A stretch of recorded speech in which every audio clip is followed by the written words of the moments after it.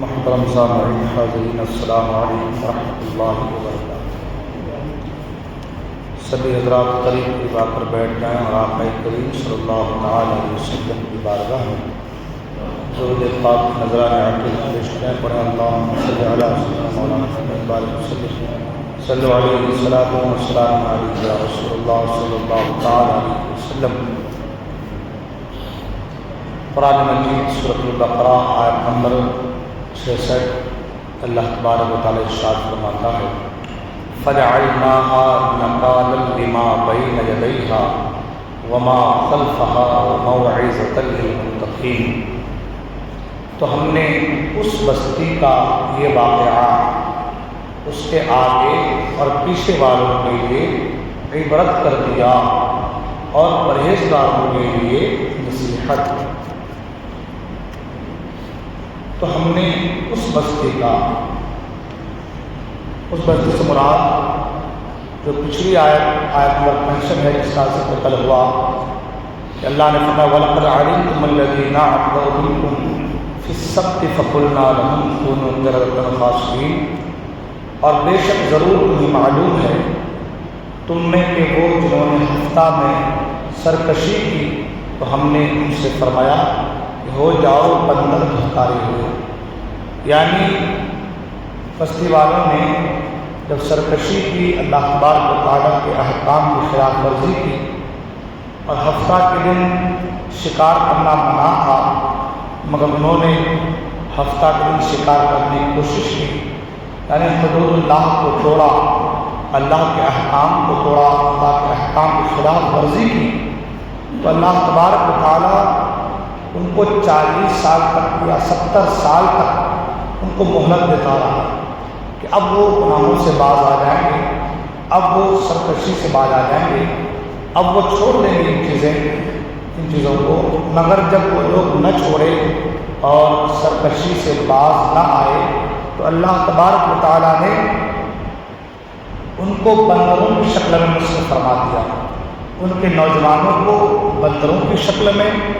اور بوڑھوں کو خنزیر کی شکل میں مشق کر دیا۔ ان کی عقلیں اور حواس وہ تو باقی رہی،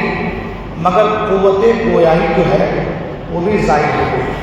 بولنے کی طاقت اللہ نے ان سے چھین، بندر کی طرح ان کی صورت کو کر دیا، خنزیر کی طرح صورت کو کر دیا۔ عقل ان کی سلامت رہی کہ سمجھ سکتا تھا کہ جو بول رہا ہے کوئی تو کیا بول رہا ہے، ان کے بارے میں کیا بات کر رہا ہے، ان کی باتوں کو سمجھتا کہ ان کے بارے میں لوگ کیا کہتے ہیں، ان پر عذاب کیوں آیا، یہ اللہ کی نافرمانی کر رہے ہیں۔ تو اللہ نے ان کی عقلوں کو باقی رکھا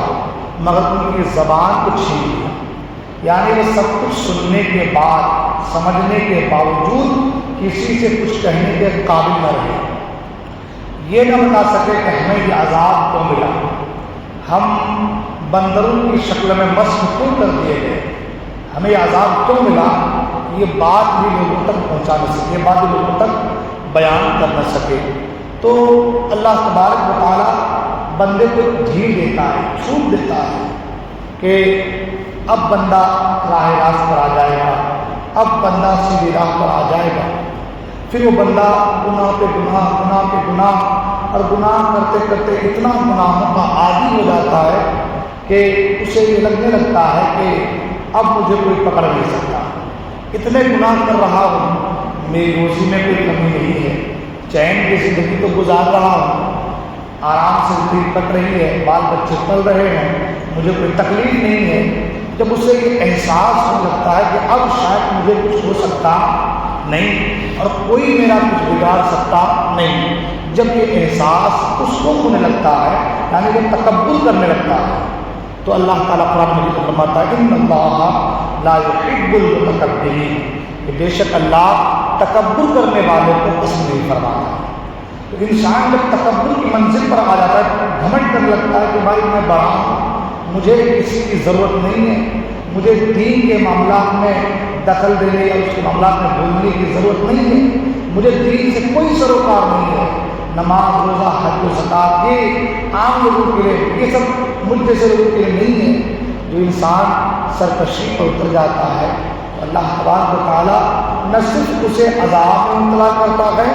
بلکہ اس کو دوسرے لوگوں کے لیے عبرت کا نشان بنا دیتا ہے، بلکہ اس کو دوسرے لوگوں کے لیے عبرت کا نشان، جیسا کہ قوم بنی اسرائیل ان کی سرکشی پر 70 سال تک چھوڑے رکھا،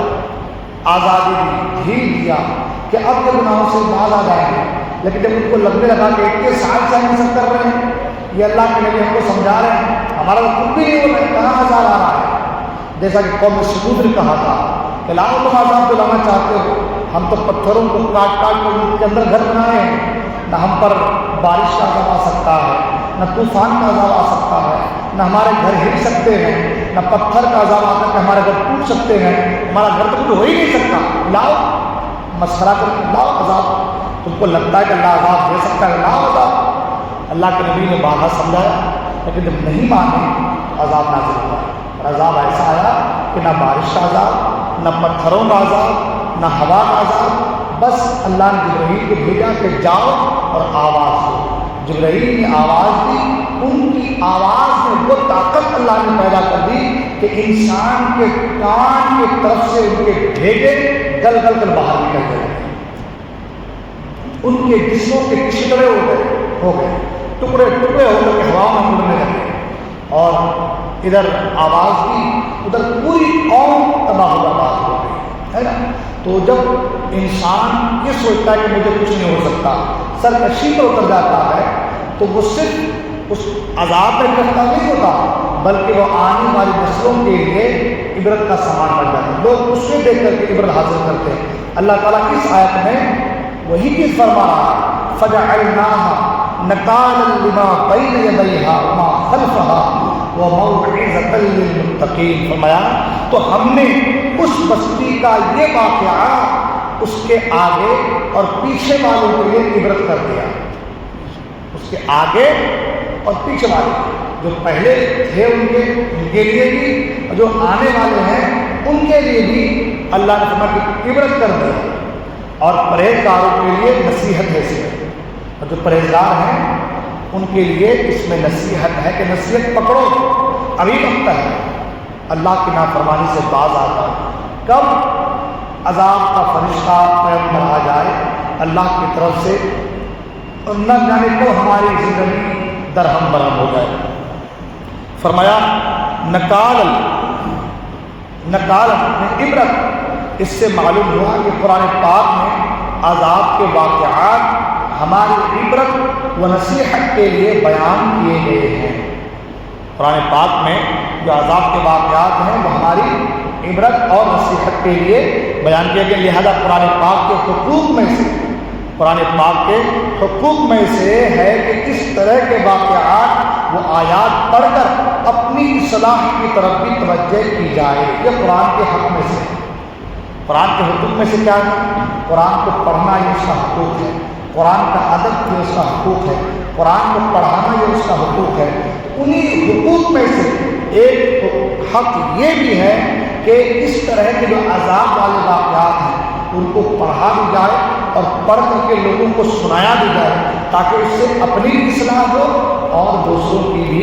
اصلاح ہو۔ جب وہ سنیں تو ان کو لگے کہ نہیں، جب ان پر عذاب آ سکتا ہے، 70 سال کے بعد عذاب آیا تو ہماری بھی عذاب، ہماری بھی گرفت ہو سکتی ہے۔ تو جب بندہ یہ سوچے گا تو خود بہت گناہوں سے باز آنے کی کوشش کرے گا۔ یہ قرآن مجید کی آیت مبارکہ تھی، اس کی تفصیل انہوں نے بیان کیا، انشاءاللہ الرحمن آگے گفتگو جاری رہیں گی۔ اللہ تبارک و تعالیٰ کی بارگاہ میں دعا ہے، اللہ تبارک و تعالیٰ